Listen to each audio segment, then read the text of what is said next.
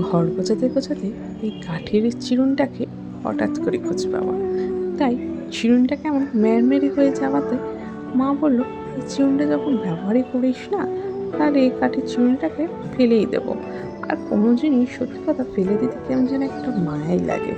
তাই ভাবলাম এই কাঠের চিরুনটাকে নিয়ে নতুন কিছু করা যায় কি না। তাই যেমন ভাবনা তেমন কাজ, ব্যাস বসে পড়লাম কাঠের চিরুনিটাকে একটু রঙিন করে তোলার জন্য।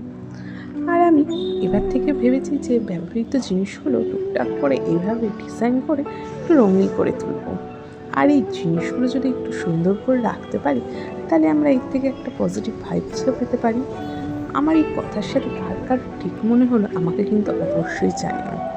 আর দেখো, তোমাদের সাথে কথা বলতে বলতে আমার এই চিরুনিটা কিন্তু কমপ্লিট। আর আমার এই ডিজাইনটা কার কার ভালো লাগলো অবশ্যই জানিও।